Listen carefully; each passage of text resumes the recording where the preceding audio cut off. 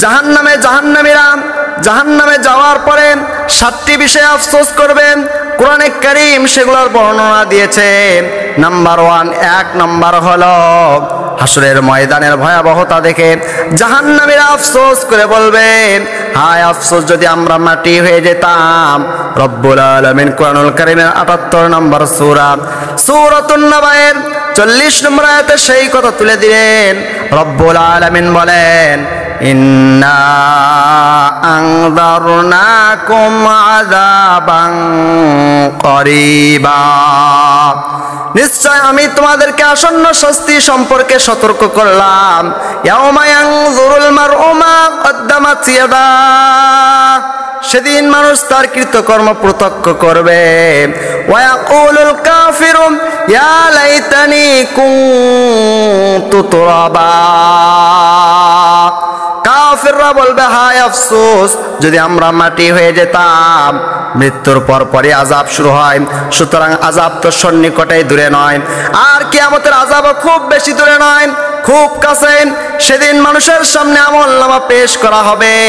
যাদের আমলনামা খারাপ তারা মাটি হয়ে যাওয়ার আফসোস করবে। বুঝে থাকলে যাদের আমলনামা খারাপ তারা কি হয়ে যাওয়ার আফসোস করবে? আরো জোরে বলেন, কি হয়ে যাওয়ার আফসোস করবে? সাইয়্যিদুল মুহাদ্দিসিন আবু হুরায়রা রাদিয়াল্লাহু তাআলা আনহু বর্ণনা করেছেন, তিনি বলেন, কিয়ামতের দিন সমগ্র ভূপৃষ্ঠে এক সমতল ভূমি হয়ে যাবে। এতে মানব, জিন, গৃহপালিত জন্তু, বন্য জন্তু সবাইকে একত্রিত করা হবে। জন্তুদের মধ্য থেকে কেউ দুনিয়াতে অন্য জন্তুর উপর জুলুম করে থাকলে তার কাছ থেকে প্রতিশোধ নেওয়া হবে। আল্লাহর নবী বলেছেন, এমনকি কোনো শিং বিশিষ্ট ছাগল, কোনো শিংবিহীন ছাগলকে গোতা মেরে থাকলে তার কাছ থেকে প্রতিশোধ নেওয়া হবে। এই কর্ম সমাপ্ত হলে সব মাটি হয়ে যাওয়ার আদেশ করা হবে, সব মাটি হয়ে যাবে। এই দৃশ্য দেখে কাফিররা বলবে, ইয়া লাইতানি কুনতু তুরাবা, হায় আফসোস যদি আমরাও মাটি হয়ে যেতাম। এর ফলে আমরা হিসাব নিকাশ ও জাহান্নামের আযাব থেকে বেঁচে যেতাম। এটা তাদের কয় নাম্বার আফসোস? এটা তাদের 1 নম্বর আফসোস। নাম্বার 2 নম্বর হলো জাহান্নামকে তাদের সামনে উপস্থিত করা হবে। জাহান্নামকে দেখে তারা নেক আমল আগে না পাঠানোর জন্য আফসোস করবে।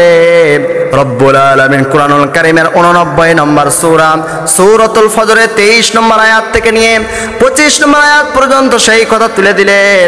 রব্বুল আলামিন বলেন, ওয়াজি আয়াউমা ইযিম বিজাহান্নাম ইয়াউমা ইযি ইয়াতাযাক্কারুল ইনসানু ওয়া আন্না লাহু যিকরা, সেদিন জাহান্নামকে উপস্থিত করা হবে।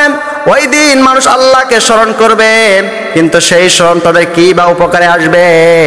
রব্বুল আলামিন বলেন, জাহান্নামীরা বলবে, ইয়াকুলু ইয়া লাইতানি কদ্দামতু লি হায়াতি, হায় আফসোস যদি আগে আমি আমার জীবনের জন্য কিছু পাঠাতাম, তাহলে আজকে আফসোস করা লাগতো না। রব্বুল আলামিন বলেন, ফায়াউমাইযিল্লা ইউআযযিবু আযাবাহু আহাদ, সেদিন আমার আযাবের মতো, আমার শাস্তির মতো শাস্তি কেউ দিতে পারবে না। অর্থাৎ জাহান্নামকে আনা হবে বা সামনে উপস্থিত করা হবে। হাদিসে এসেছেন, জাহান্নামকে ফেরেশতারা টেনে নিয়ে আসবে। সেদিন জাহান্নামের 70,000 লাগাম থাকবে, প্রতি লাগামে 70,000 ফেরেশতা থাকবে। সুবহানাল্লাহ, আরো জোরে বলেন সুবহানাল্লাহ। ইয়াতাযাক্কারের 2টি অর্থ। নাম্বার 1 নম্বরে ইয়াতাযাক্কারু মানে হলো সেদিন মানুষ সচেতন হবে, বুঝতে পারবে, তাই উপদেশ গ্রহণ করবে, সে বুঝতে পারবে নবী রাসূলগণ তাকে যা কিছু বলেছিলেন তাই ছিল সঠিক, তাদের কথা না মেনে সে বোকামি করেছে। কিন্তু সে সময় সচেতন হওয়া, বুঝতে পারা, উপদেশ গ্রহণ করায় কোনো লাভ আছে? কোনো লাভ নাই। নাম্বার 2 নম্বর ইয়াতাযাক্কারু মানে হলো স্মরণ করা। সেদিন মানুষ দুনিয়ায় যা কিছু করেছে তা স্মরণ করবে এবং সেজন্য লজ্জিত হবে, কিন্তু তখন তা স্মরণ করায় এবং লজ্জিত হওয়ায় কোনো লাভ আছে? জোরে বলেন, লাভ আছে। এটা তাদের কয় নম্বর আফসোস? এটা তাদের 2 নম্বর আফসোস। নাম্বার 3 নম্বর হলো জাহান্নামীরা বাম হাতে আমলনামা পেয়ে আফসোস করবে, মরে যেতে চাইবে, কিন্তু আর মৃত্যু হবে। জোরে বলেন, হবে। এই জন্য রব্বুল আলামিন কোরআনুল কারীমের সূরাতুল হাক্কের 25 নম্বর আয়াত থেকে নিয়ে 28 নম্বর আয়াত পর্যন্ত সেই কথা তুলে দিলেন। জাহান্নামীরা বলবে, ফায়াকুলু ইয়া লাইতানি লাম উতা কিতাবিয়া ওয়া লাম আদরি মা হিসাবিয়া ইয়া লাইতাহা কানাতিল কাদিয়া মা আগনা আন্নি মালিয়া হালাকা আন্নি সুলতানিয়া। কিন্তু যার আমলনামা তার বাম হাতে দেওয়া হবে সে বলবে, হায় আফসোস, আমাকে যদি দেওয়াই না হতো আমার আমলনামা, আর আমি যদি না জানতাম আমার হিসাব, এটাই আমার জন্য কল্যাণকর হতো, এটাই আমার জন্য মঙ্গলজনক হতো। আমার মৃত্যুটাই যদি আমার শেষ ফয়সালা হতো, এটাই আমার জন্য কল্যাণকর হতো। আমার ধন সম্পদ আমার কোনো কাজে এলো না। অর্থাৎ যদি আমি মৃত্যুর মাধ্যমে নিঃশেষ হয়ে যেতাম, বিলীন হয়ে যেতাম, মৃত্যুটাই যদি আমার শেষ ফয়সালা হতো এবং পুনরায় জীবিত হওয়া না লাগতো, তাহলে এই মন্দ পরিস্থিতির সম্মুখীন হতাম না। নাম্বার 4, 4 নাম্বার হলো মানুষ খারাপ বন্ধু গ্রহণ করার কারণে আফসোস করবে। তখন 2 হাত দংশন করতে করতে আফসোস করে বলবে, আমি নবী রাসূল তাদের প্রতিনিধিদের কথা কেন শুনলাম না, কেন অমুককে বন্ধু রূপে গ্রহণ করলাম। রব্বুল আলামিন কুরআনুল কারীমের 25 নম্বর সূরা সূরাতুল ফুরকানের 27 নম্বর আয়াত থেকে নিয়ে 29 নম্বর আয়াত পর্যন্ত সেই কথা তুলে দিলেন। রব্বুল আলামিন বলেন, ওয়া ইয়াউমা ইয়া'আযযুয যালিমু আলা ইয়াদাইহি يقول يا ليتني اتخذت مع الرسول سبيلا। জালেম ব্যক্তি সেদিন 2 হাত দংশন করতে করতে আফসোস করে বলবে, হায় আফসোস, আমি যদি রাসূলের সাথে কোনো পথ অবলম্বন করতাম, আমি যদি অমুককে বন্ধু হিসেবে গ্রহণ না করতাম, লাকাদ আদাল্লানি আনি যিকরি বাদা ইয জাআনি, সে তো আমাকে পথভ্রষ্ট করেছিল আমার কাছে উপদেশ পৌঁছার পর। ওয়া কানা শাইতানু লিল ইনসানি খাযুলা, আর শয়তান তো মানুষের জন্য মহাপ্রতারক। সেদিন সে বুঝতে পারবে শয়তান তার সাথে প্রতারণা করেছে। এখানে জালেম বলতে কাফের, মুশরিক, বেঈমান, মুনাফিক, সীমালঙ্ঘনকারী, অবাধ্যদের বোঝানো হয়েছে। যারা রাসূল করিম সাল্লাল্লাহু আলাইহি ওয়াসাল্লামের প্রদর্শিত পথে না চলে অন্য কারো পথে চলবে, তারাই হাসরের ময়দানে আফসোস করতে থাকবে এবং নিজের আঙ্গুল নিজেই কামড়াতে থাকবে। কিন্তু তখন তাদের সে আফসোস করা তাদের কোনো উপকারে আসবে না। কোরআনের বিভিন্ন আয়াতে বিষয়টি যিনি আলোচনা করে আমাদেরকে সতর্ক করেছেন, তিনি কে? আরো জোরে বলেন, তিনি কে?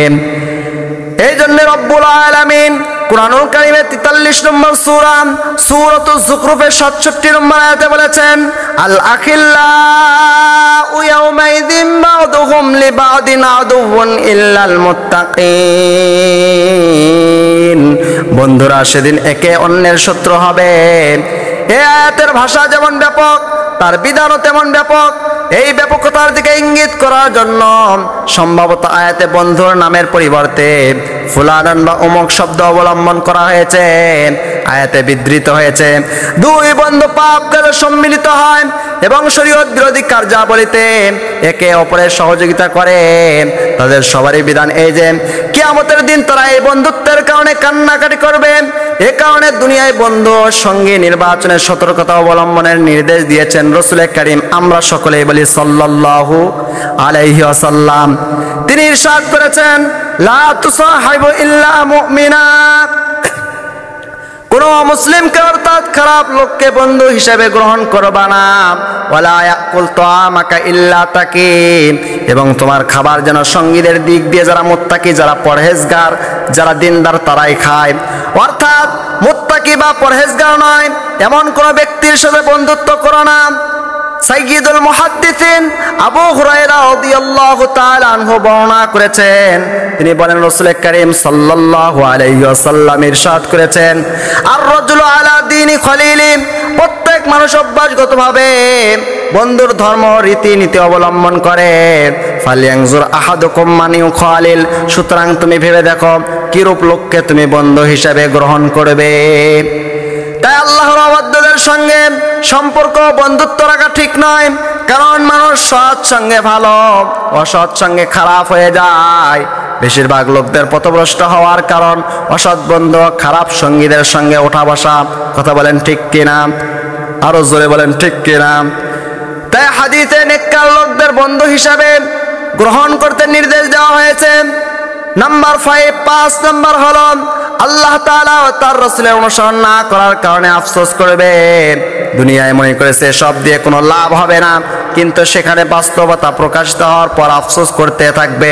রব্বুল আলামিন কুরআনুল কারীমের 33 নম্বর সূরা সূরাতুল আহজাবের 66 নম্বর আয়াত থেকে নিয়ে 68 নম্বর আয়াত পর্যন্ত সেই কথা তুলে দিলেন। রব্বুল আলামিন বলেন, ইয়াউমা তুকাল্লাবু ওজুহুহুম ফিন-নার ইয়াকুলুনা ইয়া লাইতানা আতা'না আল্লাহ ওয়া আতা'নার রাসূলা। জাহান্নামীরা বলবে, যেদিন তাদের মুখমণ্ডল আগুনে উলটপালট করা হবে, সেদিন তারা বলবে, হায় আফসোস যদি আমরা আল্লাহকে মানতাম এবং রাসূলকে মানতাম।